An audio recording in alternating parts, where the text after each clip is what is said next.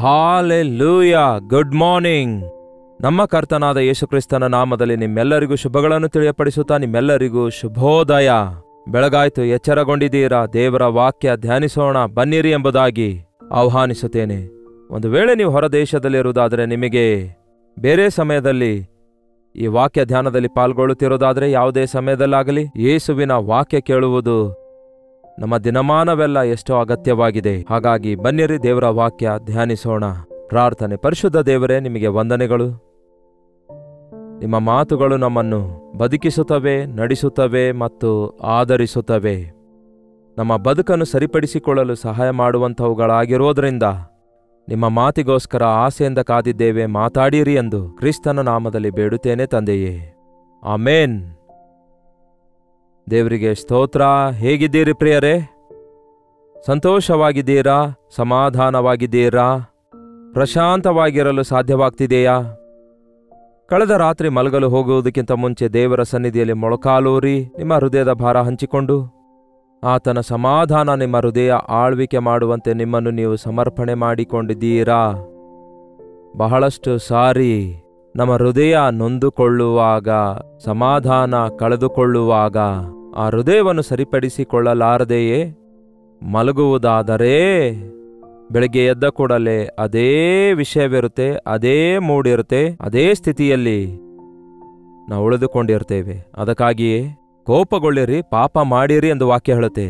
ಅಷ್ಟೇ ಅಲ್ಲ, ನಿಮ್ಮ ಕೋಪವು ಸೂರ್ಯಾಸ್ತಮದವರೆಗೂ ಇಟ್ಟುಕೊಳ್ಳಬೇಡಿ ಎಂದು ಕೂಡ ವಾಕ್ಯ ಹೇಳುತ್ತೆ.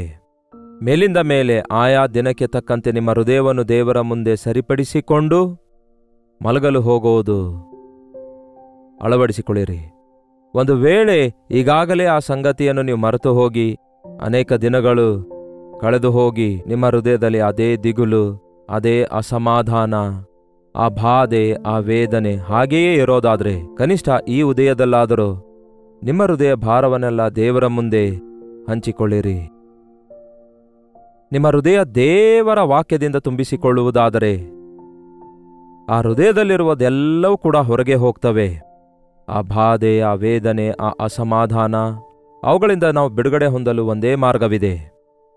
ನಿಮ್ಮ ಹೃದಯವು ದೇವರ ವಾಕ್ಯವನ್ನು ಸಮೃದ್ಧಿಯಾಗಿ ತುಂಬಿಕೊಂಡಿರಬೇಕು. ನಿಮ್ಮ ಹೃದಯದಲ್ಲಿ ವಾಕ್ಯ ಇರಬೇಕು. ಕೊಲೊಸ್ಸೆದವರಿಗೆ ಬರೆದ ಪತ್ರಿಕೆ 3ನೇ ಅಧ್ಯಾಯ 12ನೇ ವಚನ. ಹೀಗಿರಲಾಗಿ ನೀವು ದೇವರಿಂದ ಆರಿಸಿಕೊಂಡವರು, ಪ್ರತಿಷ್ಠಿತರು, ಪ್ರಿಯರು ಆಗಿರುವುದರಿಂದ ಕನಿಕರ, ದಯೆ, ದೀನಭಾವ, ಸಾತ್ವಿಕತ್ವ, ದೀರ್ಘಶಾಂತಿ ಎಂಬ ಸದ್ಗುಣಗಳನ್ನು ಧರಿಸಿಕೊಳ್ಳಿರಿ. ನೀವು ರಕ್ಷಿಸಲ್ಪಟ್ಟಿದ್ದೀರಾ, ದೇವರಿಂದ ಆರಿಸಲ್ಪಟ್ಟವರಾಗಿದ್ದೀರಾ, ಪರಿಶುದ್ಧರಾಗಿದ್ದೀರಾ, ವಾಕ್ಯವನ್ನು ಕೇಳ್ತಾ ಇದ್ದೀರಿ, ನಿಮ್ಮ ಹೃದಯ ಶುದ್ಧಿಪಡಿಸಿಕೊಳ್ತಾ ಇದ್ದೀರಿ, ದೇವರಿಗೆ ನಿಮ್ಮ ಜೀವಿತ ಅರ್ಪಿಸಿಕೊಳ್ತಾ ಇದ್ದೀರಿ, ದೇವರಿಗೋಸ್ಕರ ಬದುಕುತ್ತಾ ಇದ್ದೀರಿ ಎಂದು ಹೀಗೆ ನೀವು ಸಾಕ್ಷಿ ಕೊಡ್ತಿದ್ದೀರಲ್ಲವೇ? ಹಾಗಾದರೆ ನಿಮ್ಮ ಹೃದಯದೊಳಗೆ ಕನಿಕರ, ದಯೆ, ದೀನಭಾವ, ಸಾತ್ವಿಕತ್ವ, ದೀರ್ಘಶಾಂತಿ ಎಂಬ ಸದ್ಗುಣಗಳು ತುಂಬಿರಬೇಕು. ಅವುಗಳನ್ನು ಧರಿಸಬೇಕು. ಒಬ್ಬನ ಮೇಲೆ ತಪ್ಪು ಹೊರಿಸುವುದಕ್ಕೆ ಕಾರಣವಿದ್ದರೂ ತಪ್ಪು ಹೊರಿಸದೆ ಒಬ್ಬರಿಗೊಬ್ಬರು ಸೈರಿಸಿಕೊಂಡು ಕ್ಷಮಿಸಿರಿ. ಅಷ್ಟಕ್ಕೂ ನಮ್ಮ ಹೃದಯ ನೊಂದುಕೊಳ್ಳುವುದಕ್ಕೆ ಮೂಲವಾದ ಕಾರಣ, ಯಾರೋ ಒಬ್ರು ನನ್ನನ್ನು ಬಾಧೆಪಡಿಸಿದ್ದಾರೆ, ದುಃಖಪಡಿಸಿದ್ದಾರೆ, ನನಗೆ ಹಾನಿ ಮಾಡಿದ್ದಾರೆ, ನನಗೆ ಮೋಸ ಮಾಡಿದ್ದಾರೆ, ನನಗೆ ಇನ್ನೇನು ನಿರ್ಲಕ್ಷ್ಯಗೊಳಿಸಿದ್ದಾರೆ, ತಳ್ಳಿ ಹಾಕಿದ್ದಾರೆ, ನನಗೆ ಬಾಧೆಪಡಿಸ್ತಿದ್ದಾರೆ. ಯಾವಾಗ ಆ ಫೀಲಿಂಗ್ ನಮಗೆ ಬರುತ್ತದೋ, ಯಾರೋ ನಮಗೆ ಬಾಧೆಪಡಿಸಿದ್ದಾರೆ ಎಂಬ ಮನನೊಂದುಕೊಂಡ ಮರುಕ್ಷಣವೇ, ಬಾಧೆಪಡಿಸಿದವರು ಹೇಗಿರುತ್ತಾರೋ ಅದು ಬೇರೆ ಸಂಗತಿ, ನಮ್ಮ ಮನಸ್ಸು ಮಾತ್ರ ಹಾಳಾಗಿ ಹೋಗ್ತದೆ, ನಮ್ಮ ಸಮಾಧಾನ ಹಾರಿ ಹೋಗ್ತದೆ, ನಮ್ಮ ಸಂತೋಷ ಮಾಯವಾಗಿ ಹೋಗ್ತದೆ, ನಮ್ಮ ಮನಸ್ಸು ಕಳವಳಗೊಳ್ಳುತ್ತದೆ. ನಾವು ಕಳವಳಗೊಳ್ಳುವಾಗ ಆ ಸೈತಾನನು ಹೊಂಚು ಹಾಕಿಕೊಂಡಿರ್ತಾನೆ.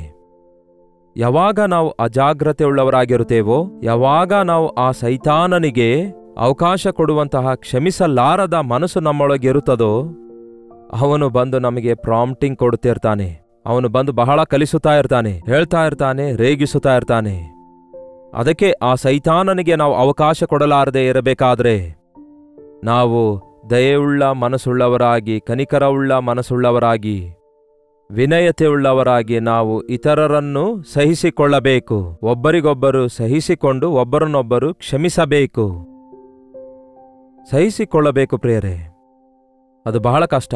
ಸಹಿಸಿಕೊಳ್ಳೋದಂದ್ರೆ ಅವರ ತಪ್ಪು ಅದನ್ನು ಕೂಡ ನಾವೇ ಮಾಡಿರುವಂತೆ ಅಂಗೀಕರಿಸಿಕೊಳ್ಳಬೇಕು ಎಂದರ್ಥ. ಅದು ಹೇಗಾಗುತ್ತೆ? ತಪ್ಪು ಮಾಡಿದವರಲ್ಲವೋ, ನಾನು ಹೇಗೆ ಸಹಿಸಿಕೊಳ್ಳಬೇಕು ಎಂದು ಹೇಳ್ತೇವಲ್ಲವೇ? ಅದರ ನಿಮಿತ್ತ ಒಂದು ಕುಟುಂಬದಲ್ಲಿರುವ ಗಂಡ ಹೆಂಡತಿಯರಾಗಲಿ, ಒಂದು ಕುಟುಂಬದಲ್ಲಿರುವ ಅಣ್ಣ ತಮ್ಮಂದಿರಾಗಲಿ, ಒಬ್ಬ ಜೊತೆ ವಿಶ್ವಾಸಿಯಾಗಲಿ, ನಾವು ಒಬ್ಬರನ್ನೊಬ್ಬರು ನಿಂದಿಸಿಕೊಳ್ಳುವಾಗ ಸೈತಾನನು ಕುಣಿದಾಡುತ್ತಾ ಇರುತ್ತಾನೆ ಪ್ರಿಯರೇ. ಅವನ ಟಾರ್ಗೆಟ್ ನೆರವೇರಿತು ಎಂದರ್ಥ. ಭಿನ್ನಾಭಿಪ್ರಾಯವನ್ನುಂಟು ಮಾಡಿ ಸೈತಾನನು ಸಂಭ್ರಮ ಮಾಡಿಕೊಳ್ಳೋದು ಸರ್ವಸಾಧಾರಣ. ಸೈತಾನನಿಗೆ ಅವಕಾಶ ಕೊಡಲಾರದೆ ಇರಬೇಕಾದರೆ ನಾವು ಒಬ್ಬರನ್ನೊಬ್ಬರು ಸಹಿಸಿಕೊಳ್ಳಬೇಕು, ಕ್ಷಮಿಸುವವರಾಗಿರಬೇಕು. ಅವಾಗ ಸೈತಾನನು ಸೋತು ಹೋಗ್ತಾನೆ, ಹೆದರಿ ಓಡಿ ಹೋಗುತ್ತಾನೆ. ಪರಿಶುದ್ಧಾತ್ಮ ದೇವರು ಆಗ ನಮ್ಮನ್ನು ಆವರಿಸಿಕೊಳ್ಳೋದು ಮಾತ್ರವಲ್ಲ, ನಮ್ಮ ನಡುವೆ ಇದ್ದಂತಹ ಭೇದಗಳಾಗಲಿ ಭಿನ್ನಾಭಿಪ್ರಾಯಗಳಾಗಲಿ ಆ ವಿಷಯಗಳನ್ನು ಕೂಡ ತೆಗೆದುಹಾಕಿ ನಮ್ಮನ್ನು ಬಿಡಿಸುತ್ತಾರೆ. ಅವುಗಳನ್ನು ಒಪ್ಪಿಕೊಳ್ಳುವಂತೆ, ಸರಿಪಡಿಸಿಕೊಳ್ಳುವಂತೆ, ಸರಿಯಾದ ರೀತಿಯಲ್ಲಿ ಅವುಗಳನ್ನು ಗ್ರಹಿಸಿಕೊಳ್ಳುವಂತೆ ಮಾಡುತ್ತಾರೆ.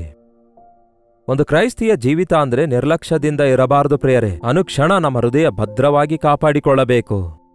ಕೋಪ, ದ್ವೇಷ, ಅಸೂಯೆ, ಪ್ರತಿಕಾರ, ಕಕ್ಷ, ಕ್ಷಮಿಸಲಾರದಂತಹ ಮನಸ್ಸು, ಇವುಗಳಿಗೆ ನಾವು ಅವಕಾಶ ಕೊಟ್ಟ ದಿನವೇ ನಮ್ಮ ಆಧ್ಯಾತ್ಮಿಕ ಜೀವಿತವನ್ನು ನಾವು ಹಾಳು ಮಾಡಿಕೊಳ್ಳುವವರಾಗಿ ಇರ್ತೇವೆ. ನಮ್ಮ ಸಮಾಧಾನ ಹಾಳು ಮಾಡಿಕೊಳ್ತೇವೆ. ಯಾರಾದರೂ ನಮಗೆ ಹಾನಿ ಮಾಡಿದ್ದಾರೆ ಅಂದ್ಕೊಳ್ಳೋದಾದ್ರೆ ಸಹಿಸಿಕೊಳ್ಳಿರಿ, ಕ್ಷಮಿಸಿರಿ. ಯಾಕೆಂದರೆ ಯೇಸು ನಿಮ್ಮನ್ನು ಕ್ಷಮಿಸಿರುವುದರಿಂದ ನೀವು ಸಹ ಕ್ಷಮಿಸಿರಿ. ಯೇಸು ನಮ್ಮನ್ನು ಕ್ಷಮಿಸುತ್ತಿದ್ದಾರಲ್ಲವೋ? ಹಾಗಾಗಿ ನಾವು ಇತರರನ್ನು ಕ್ಷಮಿಸಬೇಕು. ಪ್ರತಿ ಸಾರಿ ನಿಂತ್ಕೊಂಡು ಪ್ರಾರ್ಥಿಸುವಾಗೆಲ್ಲ ನಾವು ನಮ್ಮ ವಿರೋಧಿಗಳನ್ನು ಕ್ಷಮಿಸುವಂತೆ, ನಮ್ಮ ಅಪರಾಧಗಳನ್ನು ಕ್ಷಮಿಸಿರಿ, ಇಲ್ಲವೇ ನಮಗೆ ತಪ್ಪು ಮಾಡಿದವರನ್ನು ನಾವು ಕ್ಷಮಿಸುವಂತೆ ನಮ್ಮ ತಪ್ಪುಗಳನ್ನು ನೀನು ಕ್ಷಮಿಸು ಎಂದು ನಾವು ಪ್ರಾರ್ಥಿಸುತ್ತಲೇ ಇರ್ತೇವಲ್ಲವೇ? ನಮಗೆ ಗೊತ್ತಾಗದಂತೆ ನಾವು ಕೂಡ ಇತರರಿಗೆ ಎಷ್ಟೋ ಸಾರಿ ಬಾಧೆ ಪಡಿಸುತ್ತಾ ಇರ್ತೇವೆ. ಅವರು ಕೂಡ ನಮ್ಮನ್ನು ಸಹಿಸಿಕೊಳ್ಳುತ್ತಲೇ ಇದ್ದಾರೆ. ಹಾಗಾಗಿ ಈ ದಿನ ಇನ್ನೂ ಕುಟುಂಬ ವ್ಯವಸ್ಥೆ ಲೋಕದಲ್ಲಿದೆ, ಇನ್ನೂ ಮನುಷ್ಯರು ಕೂಡಿ ಬದುಕುತ್ತಿರುವುದಾದರೆ ಕ್ಷಮಿಸಲಾರದೆ, ಸಹಿಸಿಕೊಳ್ಳಲಾರದೆ, ಪ್ರತಿ ಸಣ್ಣ ಸಣ್ಣ ವಿಷಯಕ್ಕೆ ಒಂದು ದೊಡ್ಡ ಗಲಾಟೆಯನ್ನುಂಟು ಮಾಡುವವರಾಗಿದ್ರೆ ಇಬ್ಬರು ಮನುಷ್ಯರಾಗಲಿ ಒಂದು ಸಮೂಹವಾಗಲಿ ಒಟ್ಟಿಗೆ ಕೂಡಿ ಇರಲಿಕ್ಕಾಗೋದಿಲ್ಲ. ದೇವರ ಪ್ರೀತಿ ನಮ್ಮನ್ನು ಐಕ್ಯಗೊಳಿಸುತ್ತದೆ, ಕ್ಷಮಾಪಣೆ ಹೃದಯ ಉಂಟು ಮಾಡುತ್ತದೆ. ಸಹನೆ ಬೇಕಾದರೆ ನಮ್ಮ ಯೇಸುವಿನ ಬಳಿಯಿಂದಲೇ ನಾವು ಕಲಿಯಬೇಕು. ಅದಕ್ಕಾಗಿಯೇ ಇಲ್ಲಿ ದೇವರ ವಾಕ್ಯ ಹೇಳ್ತದೆ, ಒಬ್ಬರಿಗೊಬ್ಬರು ಕರ್ತನು ಕ್ಷಮಿಸಿದಂತೆಯೇ ಕ್ಷಮಿಸಿರಿ. ಇದೆಲ್ಲದರ ಮೇಲೆ ಪ್ರೀತಿಯನ್ನು ಧರಿಸಿಕೊಳ್ಳಿರಿ, ಅದು ಸಮಸ್ತವನ್ನು ಸಂಪೂರ್ಣವಾದ ಬಂಧವಾಗಿದೆ.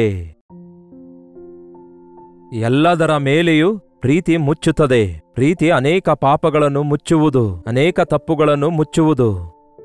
ನೋಡಿ, ಪ್ರೀತಿ ಅಪಾರವಾದ ಪ್ರೀತಿಯಾಗಿರುತ್ತೆ. ಬೇಕಾದರೆ ಒಬ್ಬ ತಾಯಿಯನ್ನು ನೋಡಿರಿ, ಎಷ್ಟೇ ಬಾಧೆ ಇದ್ದರೂ, ಎಷ್ಟೇ ಮಕ್ಕಳು ಬಾಧೆ ಪಡಿಸಿದರೂ, ಎಷ್ಟೇ ಗಂಡ ಬಾಧೆ ಪಡಿಸಿದರೂ, ಇಲ್ಲವೇ ನಿರ್ಲಕ್ಷ್ಯ ಪಡಿಸಿದರೂ ಸಹ ಎಷ್ಟು ಕುಟುಂಬಗಳಲ್ಲಿ ಈ ದಿನ ಆ ಸ್ತ್ರೀಯರು ಸಹಿಸಿಕೊಳ್ತಾ ಇರುವುದರಿಂದಲೇ ಆ ಕುಟುಂಬ ಇನ್ನೂ ನಿಂತುಕೊಳ್ಳುತ್ತಾ ಇದೆ. ಎಷ್ಟೇ ಸಾರಿ ಒಬ್ಬ ತಾಯಿಗೆ ಒಬ್ಬ ಮಗು ಬಾಧೆ ಪಡಿಸಿದರೂ ಸಹ ಇನ್ನೂ ತಾಯಿಗೆ ಪ್ರೀತಿಸುವುದಾದರೆ ಕಾರಣ ಆಕೆ ಪ್ರೀತಿಯಿಂದ ತುಂಬಲ್ಪಟ್ಟವಳಾಗಿರೋದ್ರಿಂದ. ಯೇಸು ಕೂಡ ನಮಗೆ ಕಲಿಸಿರೋದು ಅದೇ ಅಲ್ಲವೇ? ಪ್ರೀತಿಯುಳ್ಳವರಾಗಿರುವುದಕ್ಕೆ ಪ್ರಯಾಸ ಪಡೆಯಿರಿ. ದೇವರ ಪ್ರೀತಿಯಿಂದ ತುಂಬಲ್ಪಟ್ಟವರ ಹೃದಯದೊಳಗಡೆ ಕೋಪ ಇರೋದಿಲ್ಲ, ದ್ವೇಷ ಇರೋದಿಲ್ಲ, ಅಸೂಯೆ ಇರೋದಿಲ್ಲ, ಕ್ಷಮಿಸಲಾರದಂತಹ ಮನಸ್ಸಿಗೆ ಸ್ಥಳವೇ ಇರಲ್ಲ. ಕ್ರಿಸ್ತನಿಂದಾದ ಸಮಾಧಾನವು ನಿಮ್ಮ ಹೃದಯಗಳಲ್ಲಿ ಆಳ್ವಿಕೆ ಮಾಡಲಿ. ನಮ್ಮ ಹೃದಯಗಳನ್ನು ಪರಿಪಾಲಿಸಬೇಕಾದದ್ದು ಯಾರೆಂದರೆ ಸೈತಾನನು ಅಲ್ಲ ಪ್ರಿಯರೇ, ಅಹಂಭಾವ ಅಲ್ಲ ಪ್ರಿಯರೇ.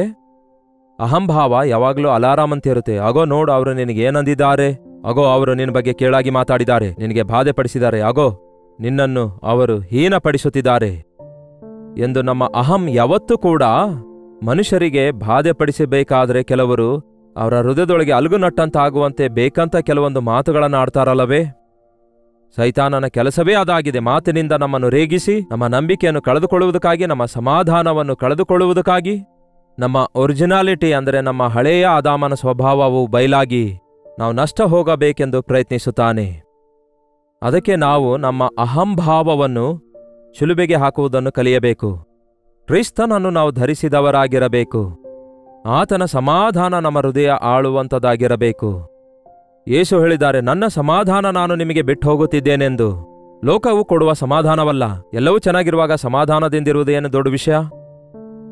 ಅವಮಾನಗಳು, ನಿಂದೆಗಳು, ಶ್ರಮೆಗಳು, ಶಿಲುಬೆಯ ಶ್ರಮೆಗಿಂತಲೂ ಮುಂದೆ ಹೋಗುತ್ತಿರುವಾಗ ಯೇಸು ಹೇಳಿದ ಮಾತೇನೆಂದರೆ, ನನಗಿನ್ನೂ ಸಮಾಧಾನವಿದೆ, ಮನುಷ್ಯರು ನನಗೆ ಉಗಿಯಲಿಕ್ಕಿದ್ದಾರೆ, ನನ್ನನ್ನು ತಳ್ಳಿ ಹಾಕ್ಲಿಕ್ಕಿದ್ದಾರೆ, ನನಗೆ ಹಿಂಸೆಗೊಳಿಸ್ಲಿಕ್ಕಿದ್ದಾರೆ, ನಿಂದಿಸಲಿಕ್ಕಿದ್ದಾರೆ, ಅಪಹಾಸ್ಯಗೊಳಿಸ್ಲಿಕ್ಕಿದ್ದಾರೆ. ಆದಾಗ್ಯೂ ನಾನು ಸಿದ್ಧನಾಗಿದ್ದೇನೆ ಎಂಬ ತೀರ್ಮಾನದೊಂದಿಗೆ ಯೇಸು ಇದ್ರು. ಅಂತಹ ಸಮಾಧಾನ ನಾನು ನಿಮಗೆ ಕೊಡುತ್ತೇನೆ ಎಂದು ಯೇಸು ಹೇಳ್ತಾರೆ. ನನ್ನನ್ನು ಹಿಂಬಾಲಿಸುವವನು ತನ್ನ ಶಿಲುಬೆ ಹೊತ್ತುಕೊಂಡು ಹಿಂಬಾಲಿಸದಿದ್ದರೆ ಅಯೋಗ್ಯನೆಂದು ಯೇಸು ಹೇಳಿದಾರಲ್ಲವೇ? ಯೇಸುವನ್ನು ಹಿಂಬಾಲಿಸಲು ಇಚ್ಛಿಸುವವನು ತನ್ನ ಶಿಲುಬೆ ಹೊತ್ತಿಕೊಳ್ಳಬೇಕು. ನಿಂದೆ ಅವಮಾನಗಳನ್ನು ಸಹಿಸಿಕೊಂಡು ಕ್ಷಮಿಸಿ ಕ್ರಿಸ್ತೇಸುವಿನ ಮನಸ್ಸನ್ನು ನಾವು ಹೊಂದಿಕೊಂಡು ಅವರಾಗಿ ಜೀವಿಸಬೇಕು. ಈ ಸಮಯದಲ್ಲಿ ನೀವು ಕ್ಷಮಿಸಲಾರದಂತಹ ವ್ಯಕ್ತಿ ಯಾರಾದರೂ ಇದ್ದಾರೋ? ನೀವು ಸಹಿಸಲಾರದಷ್ಟು ನಿಮ್ಮನ್ನು ಬೇಸರಗೊಳಿಸಿದ ವ್ಯಕ್ತಿ ಯಾರಾದರೂ ಇದ್ದಾರೋ? ನಿಮ್ಮ ಹೃದಯ ಕಳವಳದಿಂದ ತುಂಬಿಕೊಂಡು ನೀವು ಸಮಾಧಾನವನ್ನು ಕಳೆದುಕೊಂಡಿದ್ದೀರೋ? ನೀವು ನಿಮ್ಮಷ್ಟಕ್ಕೆ ನೀವು ಕೀಳಾಗಿ ಯೋಚಿಸಿಕೊಳ್ತಿದ್ದೀರಾ? ಮತ್ತಷ್ಟು ಹೆಚ್ಚು ಸೈತಾನನಿಗೆ ಅವಕಾಶ ಕೊಟ್ಟು ಕಳವಳಗೊಳ್ಳುತ್ತಿದ್ದೀರಾ? ಹಾಗಾದರೆ ನಿಮ್ಮೊಂದಿಗೆ ಕರ್ತನು ಈ ಸಮಯದಲ್ಲಿ ಮಾತಾಡುತ್ತಿದ್ದಾರೆ. ನಿಮ್ಮ ಹೃದಯ ಕರ್ತನಿಗೆ ಅರ್ಪಿಸಿಕೊಡಿರಿ. ಕರ್ತನ ನಾಮದಲ್ಲಿ ನಿಮಗೆ ಯಾರೆಲ್ಲ ಹಾನಿ ಮಾಡಿದಾರೋ, ನಿಮ್ಮನ್ನು ಬಾಧೆಪಡಿಸಿದಾರೋ, ನಿಮ್ಮನ್ನು ನಿಂದಿಸಿದಾರೋ, ನಿಮ್ಮನ್ನು ಅವಮಾನಗೊಳಿಸಿದಾರೋ ಅವರನ್ನು ಕ್ಷಮಿಸುವುದು, ಸಹಿಸಿಕೊಳ್ಳೋದು ಕಲಿತುಕೊಳ್ಳಿರಿ. ಕರ್ತನೇ, ನನಗೆ ಸಹಾಯ ಮಾಡಿರಿ ಎಂದು ಪ್ರಾರ್ಥಿಸಿರಿ. ಅದು ಬಹಳ ಕಷ್ಟ. ಅಂಥವರನ್ನು ನಾವು ಮಾನವ ಮನಸ್ಸಿನೊಂದಿಗೆ, ಮಾನವ ಆತ್ಮದಿಂದ ಕ್ಷಮಿಸಲಿಕ್ಕಾಗಲ್ಲ. ಕೇವಲ ದೇವರ ಕೃಪೆಯಿಂದಲೇ ಅಂತಹ ಕ್ಷಮಾಪಣೆಯ ಹೃದಯ ನಾವು ಹೊಂದಿಕೊಂಡಿರಲು ಸಾಧ್ಯ. ನಾವು ಎಷ್ಟೋ ವಿಧವಾದ ವಿಷಯಗಳಲ್ಲಿ ಕ್ಷಮಿಸಲ್ಪಟ್ಟಿದ್ದೇವೆ ಎಂದು ಜ್ಞಾಪಿಸಿಕೊಳ್ಳುವುದಾದರೆ ಅತಿ ಸುಲಭವಾಗಿ ನಾವು ಇತರರನ್ನು ಕ್ಷಮಿಸುತ್ತೇವೆ. ಮತ್ತು ನಾವು ಇತರರ ಪಾಪಗಳನ್ನು ಕ್ಷಮಿಸದಿದ್ದರೆ ನಮ್ಮ ಪಾಪ ಕ್ಷಮಿಸಲ್ಪಡುವುದಿಲ್ಲ ಎಂಬ ಸಂಗತಿ ಕೂಡ ಎಚ್ಚರಿಕೆಯಾಗಿ ತೆಗೆದುಕೊಳ್ಳುವುದಾದರೆ ಬಹು ಜಾಗರೂಕರಾಗಿರಲು ಅವಕಾಶವಿರುತ್ತೆ. ಮುಂದೇನು ಹೇಳ್ತದೆ? ಕ್ರಿಸ್ತನಿಂದಾದ ಸಮಾಧಾನವು ನಿಮ್ಮ ಹೃದಯಗಳಲ್ಲಿ ಆಳ್ವಿಕೆ ಮಾಡಲಿ. ನೀವು ಒಂದೇ ದೇಹಕ್ಕೆ ಸೇರಿದವರಾದುದರಿಂದ ಸಮಾಧಾನದಿಂದ ಇರುವುದಕ್ಕಾಗಿ ಕರೆಯಲ್ಪಟ್ಟಿದ್ದೀರಿ ಮತ್ತು ಕೃತಜ್ಞತೆಯುಳ್ಳವರಾಗಿರಿ. ಯಾವಾಗಲೂ ಕೃತಜ್ಞತೆಯಿಂದ ಇರಬೇಕು. ಯಾರೋ ನಿಮಗೆ ಋಣಸ್ಥರಾಗಿದ್ದಾರೆ ಎನ್ನುವಂತಿರಬಾರದು. ಇತರರಿಗೆ ನಾವು ಋಣಸ್ಥರಾಗಿರಬೇಕು. ಅದು ಕೃತಜ್ಞತೆ ಅಂದ್ರೆ. ನಾನೇ ಎಲ್ಲರಿಗೂ ಸಹಾಯ ಮಾಡ್ತಿದ್ದೇನೆ ಅನ್ನುವವರಿಗೆ ಕೃತಜ್ಞತೆ ಎಲ್ಲಿ ಇರುತ್ತೆ?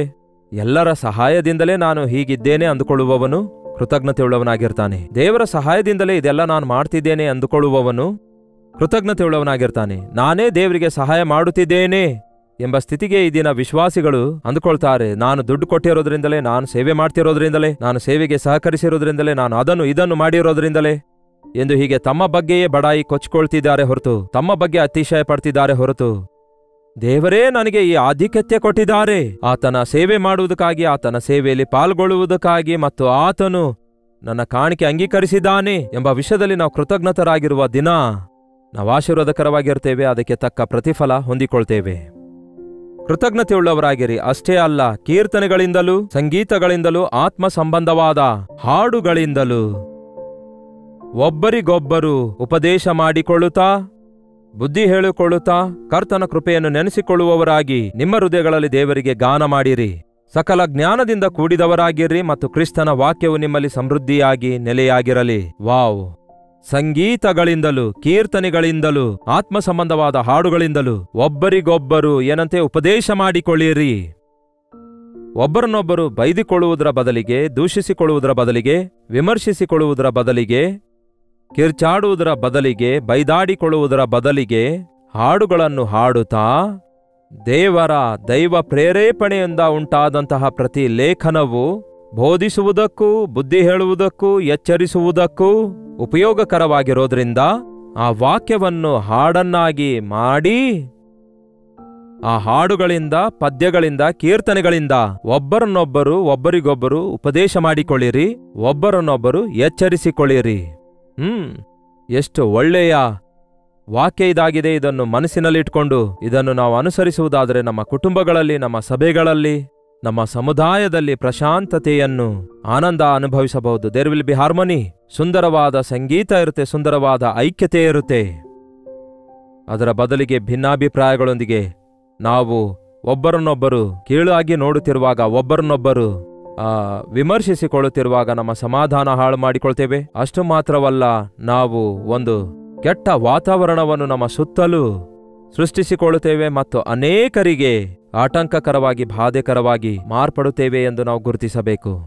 ನಿಮ್ಮ ಹೃದಯದಲ್ಲಿ ದೇವರ ವಾಕ್ಯದೊಂದಿಗೆ ಗಾನವನ್ನು ಮಾಡುತ್ತಾ, ಸಮಸ್ತ ವಿಧವಾದ ಸಕಲ ಜ್ಞಾನದಿಂದ ಕ್ರಿಸ್ತನ ವಾಕ್ಯವು ನಿಮ್ಮಲ್ಲಿ ಸಮೃದ್ಧಿಯಾಗಿ ವಾಸಿಸಲಿ.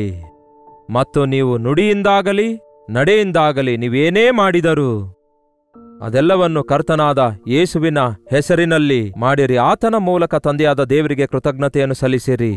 ಏನಂತೆ? ಸಮಸ್ತವನ್ನು ಆತನ ಹೆಸರಿನಲ್ಲಿಯೇ ಮಾಡಿರಿ. ಈ ದಿನವಿಡೀ ಹಾಡನ್ನು ಹಾಡುತ್ತಲೇ ಇರೋಣವೇ? ಕೀರ್ತನೆಯನ್ನು ಹಾಡುತ್ತಲೇ ಇರೋಣವೇ? ಸಂಗೀತಗಳಿಂದ ನಮ್ಮ ಹೃದಯದಲ್ಲಿ ವಾಕ್ಯ ಸಮೃದ್ಧಿಯಾಗಿ ವಾಸಿಸಿರುವಂತೆ ಇಟ್ಕೊಳ್ಳೋಣವೇ? ದಾವೀದನ ಕೀರ್ತನೆಗಳು ಎಷ್ಟೋ ಪಾಠಗಳನ್ನು ಕಲಿಸುತ್ತವೆ. ದಾವೀದನ ಕೀರ್ತನೆಗಳೆಂದು ಯಾಕೆ ಕರೆಯಲಾಗಿವೆ ಗೊತ್ತಾ? ಅವುಗಳಲ್ಲಿ ಬೋಧನೆ ಇದೆ, ಅವುಗಳಲ್ಲಿ ಪಾಠ ಇದೆ, ಅವುಗಳಲ್ಲಿ ಸಂಗೀತವಿದೆ, ಅವುಗಳಲ್ಲಿ ಸ್ತುತಿ ಇದೆ, ಅವುಗಳಲ್ಲಿ ಕೃತಜ್ಞತೆ ಇದೆ, ಅವುಗಳಲ್ಲಿ ಎಲ್ಲವಿದೆ. ಆ ಕೀರ್ತನೆಗಳನ್ನು ಓದುವಾಗ ಏನೋ ಒಂದು ಪುಸ್ತಕ ಓದಿರುವಂತೆ ಅಲ್ಲದೆ ಅದನ್ನು ಒಂದು ಚೆನ್ನಾಗಿ ಭಾವವುಳ್ಳಂತಹ ವಾಕ್ಯದಿಂದ ತುಂಬಿರುವ ಕೀರ್ತನೆಗಳಾಗಿವೆ. ಹಾಗಾಗಿ ನಮ್ಮ ಹೃದಯ ತುಂಬ ದೇವರ ವಾಕ್ಯದಿಂದ ತುಂಬಿಸಿಕೊಳ್ಳೋಣ. ಸಮಾಧಾನವುಳ್ಳವರಾಗಿ ನಮ್ಮ ಸುತ್ತಲಿರುವವರಿಗೆ ಸಮಾಧಾನಕರವಾಗಿ ಇಡುವುದಕ್ಕೋಸ್ಕರ ಸಹಿಸಿಕೊಳ್ಳುತ್ತಾ ತಾಳಿಕೊಳ್ಳುತ್ತಾ ಕ್ಷಮಿಸುವುದನ್ನು ಕಲಿಯೋಣ. ಪ್ರಾರ್ಥನೆ. ಪರಿಶುದ್ಧ ದೇವರೇ, ಪ್ರೀತಿಯುಳ್ಳ ತಂದೆಯೇ, ನಮ್ಮ ಸಮಾಧಾನ ಹಾಳು ಮಾಡುವಂತಹ ದುಷ್ಟ ಶಕ್ತಿಗಳನ್ನು ಗುರುತಿಸುವುದಕ್ಕೂ ಅವುಗಳನ್ನು ಎದುರಿಸುವುದಕ್ಕೂ ಸಹನೆಯುಳ್ಳವರಾಗಿ ತಾಳ್ಮೆಯುಳ್ಳವರಾಗಿ ಜೀವಿಸುವುದಕ್ಕೂ ಇತರರನ್ನು ಸಹಿಸಿಕೊಳ್ಳುವುದನ್ನು ಕ್ಷಮಿಸುವುದನ್ನು ನಮಗೆ ಕಲಿಸಿಕೊಡಿರಿ ದೇವರೇ. ಈ ಲೋಕಕ್ಕೆ ಬಂದು ನೀವು ಸಹನೆಯನ್ನು ಜೀವಿಸಿ ತೋರಿಸಿದೀರಲ್ಲವೇ? ಪ್ರೀತಿಯನ್ನು ಬದುಕಿ ತೋರಿಸಿದೀರಲ್ಲವೇ? ನಿಮ್ಮ ವಿರೋಧಿಗಳನ್ನು ಕೂಡ ಕ್ಷಮಿಸಿದ್ದೀರಿ, ನಿಮಗೆ ಕೇಡು ಮಾಡಿದವರನ್ನು ಕೂಡ ನೀವು ಕ್ಷಮಿಸಿದ್ದೀರಲ್ಲವೇ? ಅಂತಹ ಉನ್ನತವಾದ ಹೃದಯವನ್ನು ನಮಗೆ ದಯಪಾಲಿಸಿರಿ. ನಿಮ್ಮ ಮುಖದ ಮೇಲೆ ಉಗಿದವರನ್ನು, ನಿಮ್ಮನ್ನು ನಿಂದಿಸಿದವರನ್ನು, ನಿಮ್ಮನ್ನು ಅಪಹಾಸ್ಯಗೊಳಿಸಿ ಹಿಂಸೆಪಡಿಸಿದವರನ್ನು ನೀವು ಕ್ಷಮಿಸಿ, ತಂದೆಯೇ ಇವರು ಏನು ಮಾಡುತ್ತಿರುವರೋ ಇವರು ಅರಿಯರು, ಹಾಗಾಗಿ ಇವರನ್ನು ಕ್ಷಮಿಸಿರಿ ಎಂದು ಮೊರೆಯಿಟ್ಟಿದ್ದೀರಲ್ಲವೇ? ಹಾಗೆ ಅನುದಿನವೂ ನಮ್ಮ ಜೀವಿತದಲ್ಲಿ ಯಾರೋ ನಮಗೆ ಹಾನಿ ಮಾಡಿದ್ದಾರೆ ಅಂದುಕೊಳ್ಳುವ ಪ್ರತಿ ಸಾರಿ, ನಮಗೆ ಯಾರೋ ಅಪಕಾರ ಮಾಡಿದ್ದಾರೆ ಅಂದುಕೊಂಡ ಪ್ರತಿ ಸಾರಿ ನಿಮ್ಮ ಹಾಗೆ ಕ್ಷಮಿಸುವಂತಹ, ಸಹಿಸಿಕೊಳ್ಳುವಂತಹ ಉನ್ನತವಾದ ಕ್ರಿಸ್ತೇಸುವಿನಲ್ಲಿದ್ದಂತಹ ಮನಸ್ಸು ನಮಗೆ ಅನುಗ್ರಹಿಸಿರಿ. ನಮ್ಮ ಸಮಾಧಾನ ಕಾಪಾಡಿಕೊಳ್ಳುವುದಕ್ಕೂ ಅನೇಕರಿಗೆ ನಿಮ್ಮ ಸಮಾಧಾನವನ್ನು ತೋರ್ಪಡಿಸುವುದಕ್ಕಾಗಿಯೂ ನಮ್ಮ ಪ್ರತಿಯೊಬ್ಬರಿಗೂ ಸಹಾಯ ಮಾಡಿರಿ ಎಂದು ಕ್ರಿಸ್ತನ ನಾಮದಲ್ಲಿ ಬೇಡುತ್ತೇನೆ ತಂದೆಯೇ, ಆಮೇನ್. ತಂದೆಯಾದ ದೇವರ ಪ್ರೀತಿಯು, ಮಗನಾಗಿರುವ ಕ್ರಿಸ್ತನ ಕೃಪೆಯು, ಆದರಣೆಕರ್ತನಾದ ಪವಿತ್ರಾತ್ಮನ ಸಹವಾಸವು ಕೂಡಿ ಬಂದಿರುವ ನಮ್ಮೆಲ್ಲರ ಸಂಗಡ ಸದಾಕಾಲಕ್ಕೂ ನೆಲೆಯಾಗಿರಲಿ. ಆಮೇನ್. ದೇವರಿಗೆ ಸ್ತೋತ್ರ. ನಿಮ್ಮ ಪ್ರಾರ್ಥನಾ ಮನವಿ 8939731313 ನಂಬರಿಗೆ ಒಂದು ಟೆಕ್ಸ್ಟ್ ಇಲ್ಲವೇ ವಾಯ್ಸ್ ಮೆಸೇಜ್ ಮೂಲಕ ವಾಟ್ಸ್ಆಪ್ ಕಳಿಸಿಕೊಡಿರಿ. ನಿಮ್ಮೆಲ್ಲರಿಗೋಸ್ಕರ ಪ್ರಾರ್ಥಿಸ್ತಿದ್ದೇವೆ, ನೀವು ಕೂಡ ಪ್ರಾರ್ಥಿಸಿರಿ. ನಿಮ್ಮಲ್ಲಿ ಅನೇಕರು ದೇವರು ನಮ್ಮ ಪ್ರಾರ್ಥನೆಗೆ ಉತ್ತರ ಕೊಡ್ತಿದ್ದಾರೆ ಎಂದು ಸಾಕ್ಷಿ ಕೊಡ್ತಾ ಇದ್ದೀರಿ, ಅದಕ್ಕಾಗಿ ದೇವರಿಗೆ ಸ್ತುತಿಸುತ್ತೇನೆ. ಒಂದು ವೇಳೆ ಹೊರದೇಶದಿಂದಲೂ ವೀಕ್ಷಿಸುವುದಾದರೆ ಇದೇ ನಂಬರಿಗೆ ನಿಮ್ಮ ಪ್ರಾರ್ಥನಾ ಮನವಿಗಳನ್ನು ಕೂಡ ನೀವು ಕಳಿಸಿಕೊಡಬಹುದು. ಈ ನಮ್ಮ ಒಂದು ಸೇವೆಗೆ ನೀವು ನಿಮ್ಮ ಉದಾರತೆಯ ಕಾಣಿಕೆಯನ್ನು ಕಳಿಸಲು ಇಚ್ಛಿಸುವುದಾದರೆ, ಹೇಗೆ ಕಳಿಸಿಕೊಡಬೇಕೆಂಬ ವಿವರಗಳು ನಿಮಗೆ ಬೇಕಾಗುವುದಾದರೆ ಇದೇ 8939731313 ನಂಬರಿಗೆ ನೀವು ಅಂಥವರು ಮಾತ್ರ ನೀವು ಫೋನ್ ಮಾಡಬಹುದು. ನಮ್ಮ ಪ್ರಿಯರು ನಿಮ್ಮ ಕರೆಗೆ ಉತ್ತರಿಸುತ್ತಾರೆ. ಇದುವರೆಗೂ ನೀವು ಡಾಕ್ಟರ್ ಜಯಪಾಲ್ ಕನ್ನಡ ಯೂಟ್ಯೂಬ್ ಚಾನೆಲ್ಗೆ ಸಬ್ಸ್ಕ್ರೈಬ್ ಮಾಡಿಕೊಳ್ಳದಿದ್ದರೆ ದಯವಿಟ್ಟು ಇವತ್ತೇ ಸಬ್ಸ್ಕ್ರೈಬ್ ಮಾಡಿಕೊಳ್ಳಿರಿ. ಈ ವಾಕ್ಯ ಸಂದೇಶ ಅನೇಕರಿಗೆ ಆಶೀರ್ವಾದಕರವಾಗಿರುವಂತೆ ಶೇರ್ ಕೂಡ ಮಾಡಿರಿ. ಕರ್ತನ ಚಿತ್ತವಿರುವುದಾದರೆ ಮತ್ತೆ ನಾಳೆ ಇದೇ ಅನುದಿನದ ಧ್ಯಾನದಲ್ಲಿ ಭೇಟಿಯಾಗೋಣ. ಅಲ್ಲಿವರೆಗೂ ದೇವರ ಮಹಾಕೃಪೆ ನಿಮ್ಮೆಲ್ಲರೊಂದಿಗಿರಲಿ.